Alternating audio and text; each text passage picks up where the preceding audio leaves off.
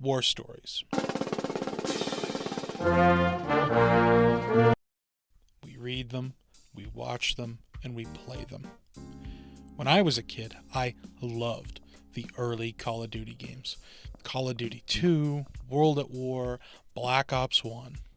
Unlike a lot of my friends, the campaign was my favorite part to play through. As a kid, I found them gripping and exciting. The plot twist really surprised 9-year-old me.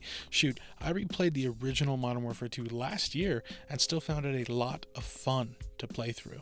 However, Call of Duty isn't exactly the best example of a good war story.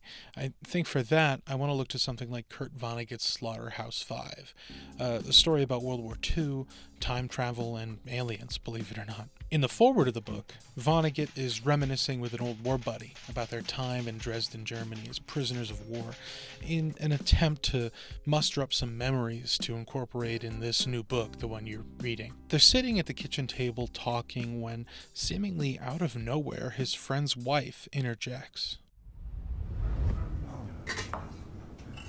You were just babies then. What? You were just babies in the war, like the ones upstairs. But you're not gonna write it that way, are you? I don't know. Well, I know. You'll pretend you were men instead of babies, and you'll be played in the movies by Frank Sinatra and John Wayne or some of those other glamorous, war-loving, dirty old men. And war will look just wonderful, so we'll have a lot more of them, and they'll be fought by babies like the babies upstairs. Mary, I don't think this book is ever going to be finished. I must have written 5,000 pages by now and thrown them all away.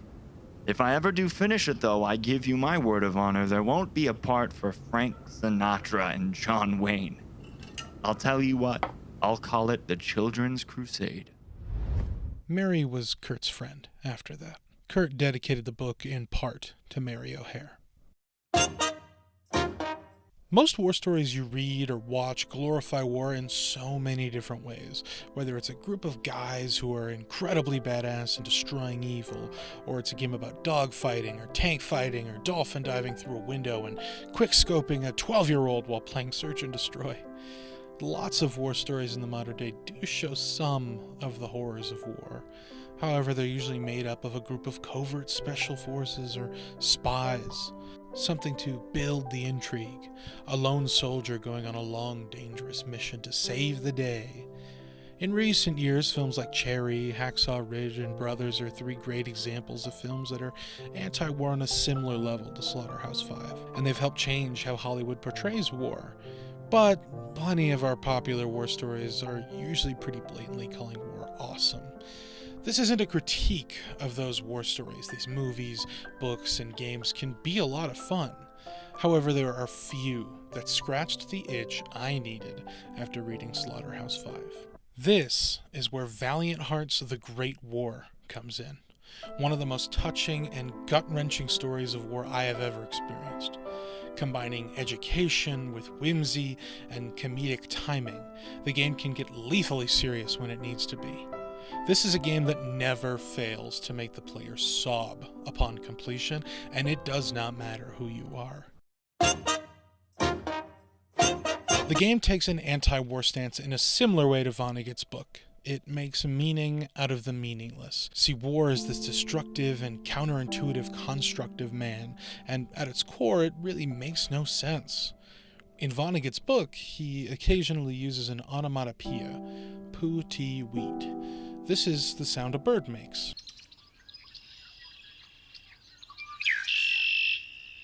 Poo-tee-weet, in conjunction with so it goes, is Vonnegut's way of saying that no matter how much war this planet sees, nature moves on with or without us. It's his way of saying that war is meaningless. Valiant Heart takes a similar approach, but before we get there, spoiler warning! Obviously, this video contains major spoilers for Valiant Hearts, and for a game that's like 95% narrative, please, please, please go play it, or watch a playthrough, I guess. This won't be a full comprehensive walkthrough by any means, but we are going to touch on some big moments in the game, including the ending, so you have been officially warned. Valiant Hearts opens up with the catalyst for the First World War. The Archduke of Austria-Hungary is assassinated, and a brutal and epic conflict very quickly takes the world by storm. The war to end all wars, or so we thought. Then we see a beautifully drawn and narrated France in 1914, the town of Saint-Mihiel. For the next 6 hours or so, you are thrust into a story about crossed destinies. 5 people who wanted nothing to do with this war are brought together by it, by circumstances outside of their control, by destiny. So it goes. Saint-Mihiel, 1914. You meet a few of the main characters, Karl, Marie, Emile. The 2 men are sent to war. One drafted, the other deported back to Germany and drafted all the same. The family torn apart. A new mother, Marie, is left alone on the family farm while her father and husband fight on opposing sides of the war. She is left to raise their child alone in a French town that is soon to capitulate to the Germans. Her husband, Karl, a sturdy, simple, hard-working man, he is deported back to Germany and conscripted to fight for the army. We follow Emile for most of the game, an older man drafted to fight for the French forces. He makes friends with an American volunteer, another main character, named Freddy. Emile is a tough and tender old man, and Freddy is a man torn apart from the war and is here to seek revenge. Revenge on the caricature character Baron von Dorf, a high-ranking German officer with the bravado and gusto of a silly supervillain from a 1960s comic. The game goes on to introduce a German medical dog named Walt, who, after he is separated from his handler, ends up befriending Emile. Emile, Walt, Karl, Marie, Freddy, and last but not least, Anna, a young woman from Belgium studying to be a veterinarian. She quit school at the beginning of the war to help with the war effort, working in a munitions factory. Later, she learns her father, a scientist, was kidnapped by Baron von Dorf and used to experiment on weapons. She leaves Paris, taking a handful of soldiers in a requisitioned taxicab, and heads to the front lines in search of her father. This game blends humor and serious sincerity in a way that not many others do. The humorous parts of the game remind me of the older Lego games, where your characters just mumble at each other and some characters are a caricature of what they represent. In the case of Valiant Hearts, like some of the high-ranking French officers, and the villain of the game, Baron von Dorf, there's a level in the game where Anna is driving the taxi full of soldiers to the front. The taxi sections of the game are fun. They're fast and synced to classical music. These moments are meant to be lighthearted. As soon as Anna arrives to Marne, France, she finds the ghastly sight of thousands of injured soldiers on the front. In this next level, you are tending to soldiers who need amputations. So it goes. The game pokes fun in such a way that almost feels disarming at times.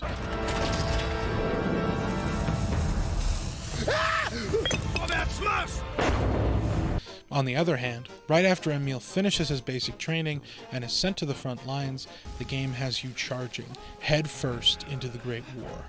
Men are losing limbs due to mortar fire, they are torn apart by machine guns, and your commanding officer dies to a mortar blast right in front of you. Shortly after, Emile himself is shot, wounded, and captured by the Germans. When the game gets serious, it gets serious. So it goes. This is the game's way of introducing the player to this level of seriousness.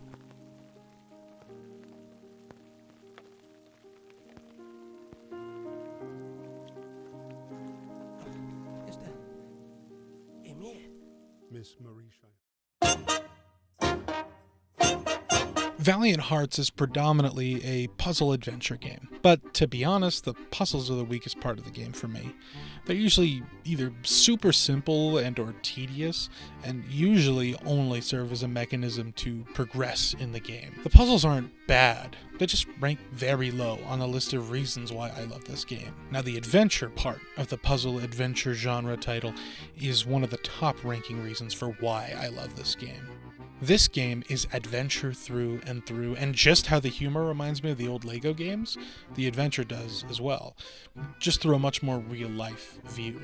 Seeing as instead of a fun comic book or Disney movie setting, Valiant Hearts takes place during a very real part of our history. It feels like Ubisoft Montpellier really found a balance between the intensity and brutality of this very real war and the fun adventure that is usually found in this genre. In short, the puzzles are fine at best, but the adventure is top tier. As the game goes on, our heroes make their way through the French and German fronts, helping people along the way on their respective intertwined journeys, with repeated attempts, successes, and failures at trying to accomplish each one of their goals. Each character really comes to life as the game goes on. One of my favorite ways they decided to do character growth is through Emil's letters. Unfortunately, he's the only one with narrated letters, but oh man, do they do him just right. My dear Marie, we are on our way to Paris. The atmosphere here is strangely cheerful. I hope that the harvest goes well. Rely on our neighbors for help. They've always been gracious and charitable people. I'll write again as soon as I get my assignment. Please kiss my little grandson for me. From the beginning to the end, we see and feel the war through Emil's words and his heart. All of this, of course, makes it pretty difficult to play the game to completion. But before we get there, I need to take a moment to shout out Dave Petit, the man who did the narration for this game and its sequel. He is absolutely phenomenal, and his narration is one of the most iconic parts of this whole game for me. August 1st, 1914. After the assassination of Prince Franz Ferdinand of the Austro-Hungarian Empire, the German Empire declares war on Russia. The narration and the music. The music of Valiant Hearts is a soundtrack that has stuck with me for the last 10 years. The somber piano, the joyous trumpets of soldiers waiting to be shipped off from the front, the happy tunes of men rejoicing in the distance while you are stuck in a prisoner of war camp plotting your escape, and the crushing melodies of Daniel Tepper's Little Trinketry.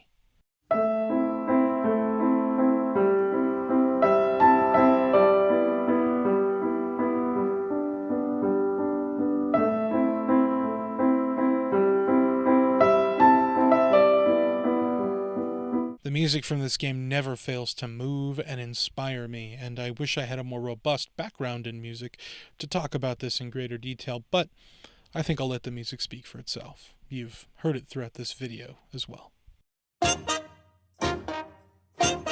When writing the first few versions of scripts for this video, I was trying to decide how to prove to you all how moving this game really is.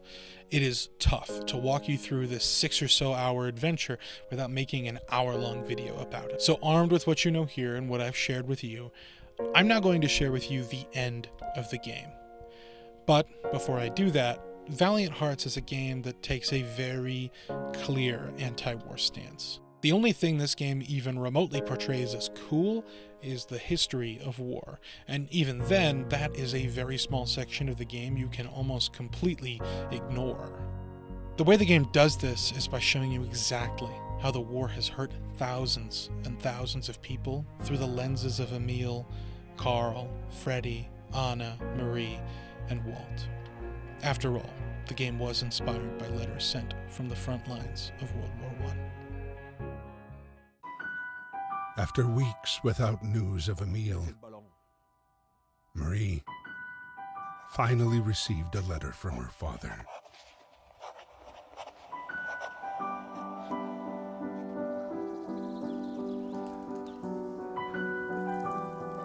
Mes Chaillons.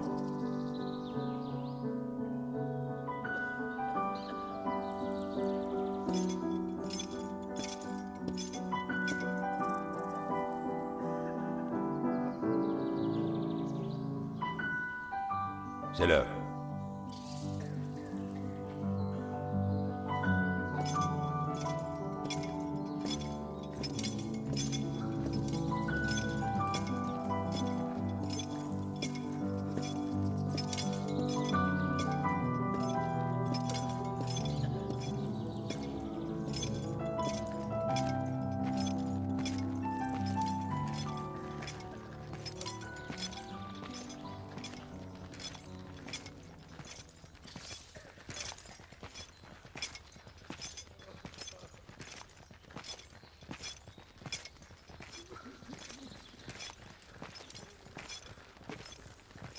Dearest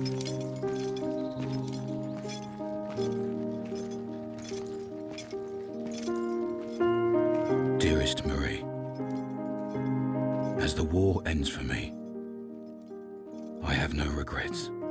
I've seen too much horror. I hope fate has been more merciful to you. Our time on Earth is brief, and mine has been filled with so much joy that I can only be thankful for how much I've been blessed, most especially for the wonder you brought into my life. This letter is my last. I've been found guilty by a military court for the death of an officer. It was not my intention to kill him. War makes men mad. Though I failed Carl, I know my sacrifice has not been in vain.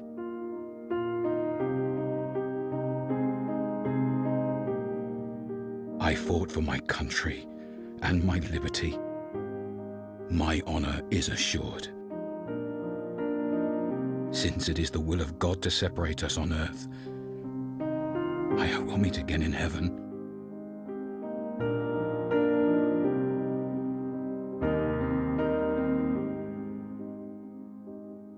Keep me in your prayers. Your loving Papa. Always.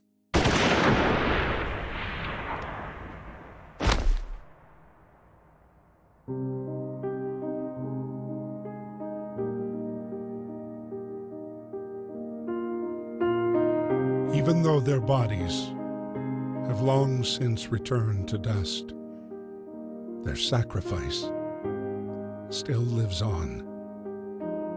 We must strive to cherish their memory and never forget.